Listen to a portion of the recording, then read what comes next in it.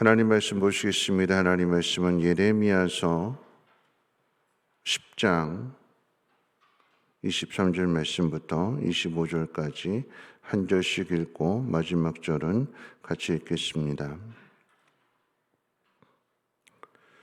하나님 말씀 예레미야 10장 23절로 25절 말씀입니다. 여호와여, 내가 알거니와 사람의 길이 자신에게 있지 아니하니 걸음을 지도함이 걷는 자에게 있지 아니하니이다.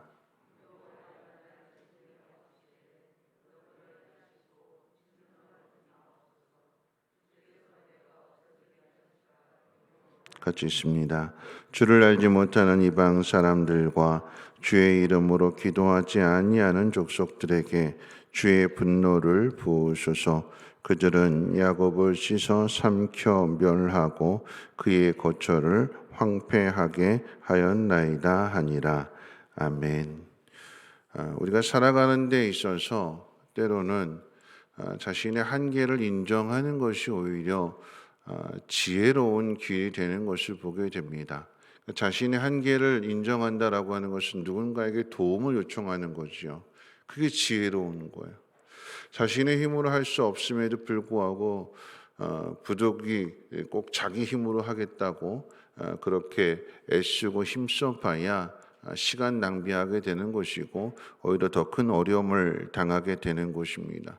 오늘 본문 가운데 예레미야 선지자는 분명하게 자신의 한계를, 아니 인간의 한계를 인정하고 있습니다. 말씀 가운데 보면 사람의 길이 자신에게 있지 아니하니 걸음을 지도함이 걷는 자에게 있지 아니하니이다.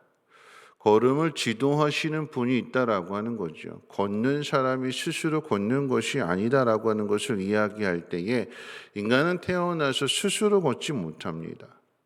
부모의 도움을 받아야 되는 것이고 부모가 걷는 그 모습을 보면서 그래서 배우게 되는 거죠. 인간이 아무리 노력해도 인간의 힘으로는 바벨탑을 쌓아서 하늘에 올라갈 수 없다라고 하는 의미가 됩니다.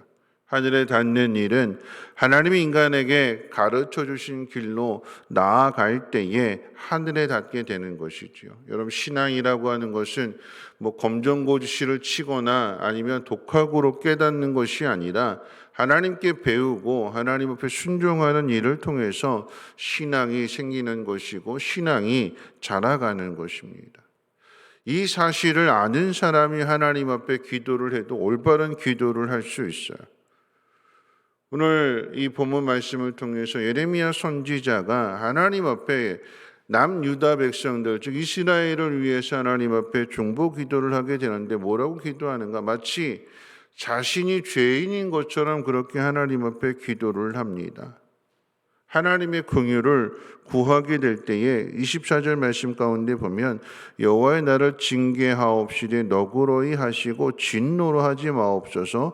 주께서 내가 없어지게 하실까 두려워하나이다. 하나님, 내가 없어질까 두렵습니다. 하나님, 남유다가 하나님의 심판으로 인해서 완전히 다 사라지게 될까 봐 두렵습니다. 하나님, 심판하시더라도 너그럽게 해 주십시오. 하나님, 심판해서는 안 됩니다. 하나님, 그렇게 해서는 안 됩니다.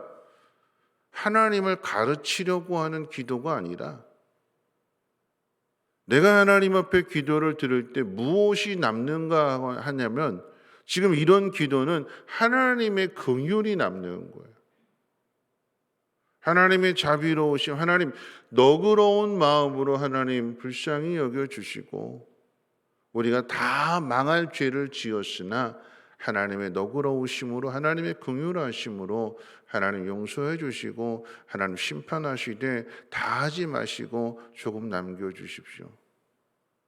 그러면 조금 남게 되었을 때 그 결과가 무엇으로 이루어졌는가? 예레미야 선지자가 기도했기 때문일까요? 아니지요. 하나님이 그 기도를 들으셔서 너그럽게 해주시는 거예요. 우리가 기도할 때 마치 내가 하나님의 뜻을 바꾸는 것처럼 하나님의 보좌를 내가 움직이는 것처럼 내가 기도해서 이렇게 됐다.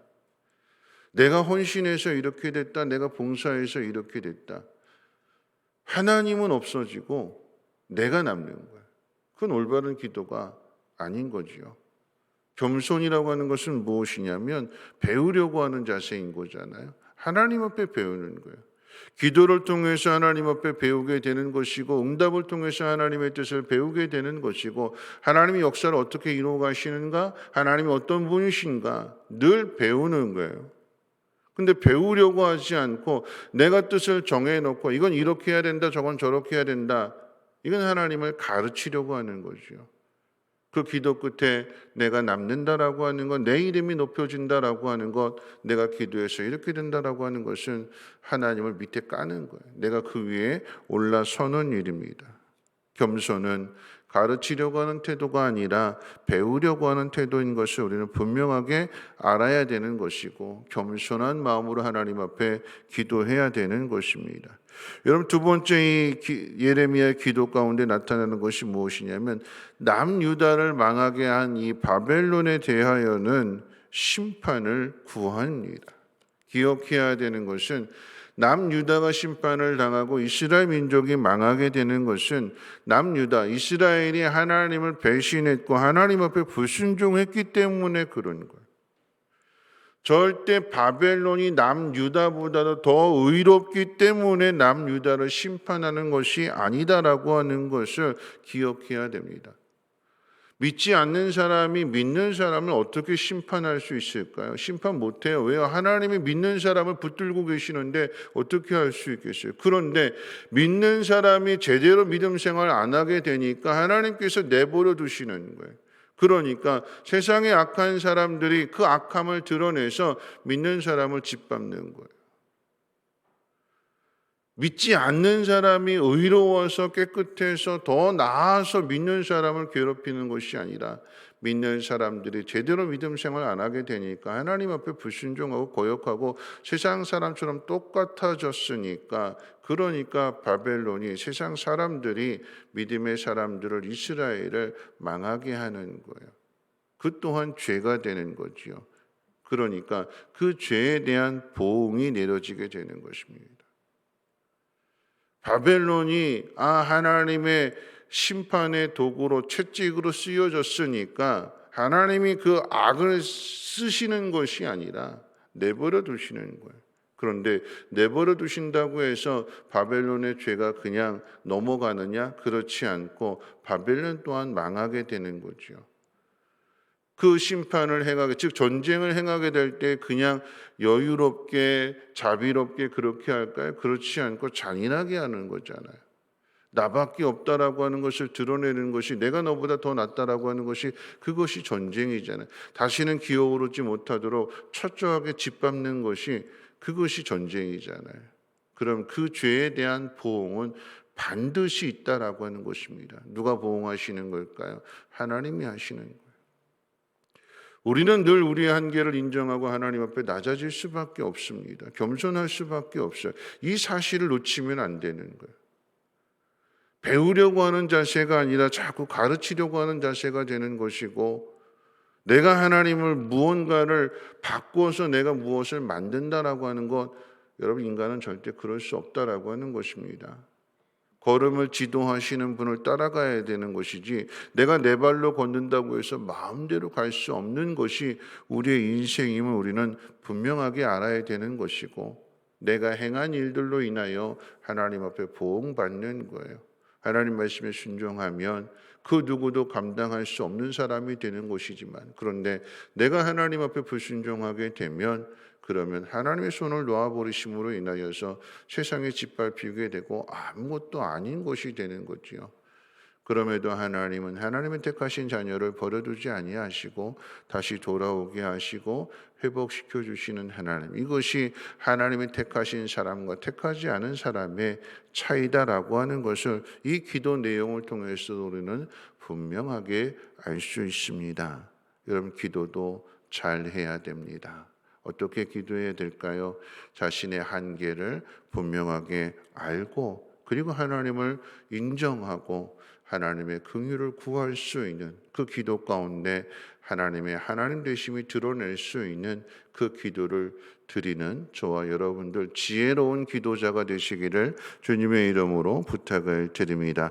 우리 함께 찬송하신 후에 기도하실 텐데요. 찬송가 215장입니다.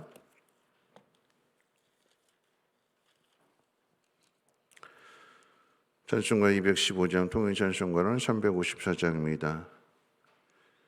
내 죄 속해 주신 주께 힘과 정성 다하니 나의 온갖 언행 심사 주를 위한 것일세.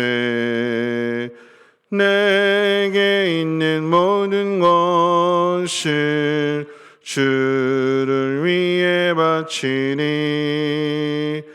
내게 있는 모든 것을 주를 위해 바치니 나의 손과 발을 들여 주의 명령 행하고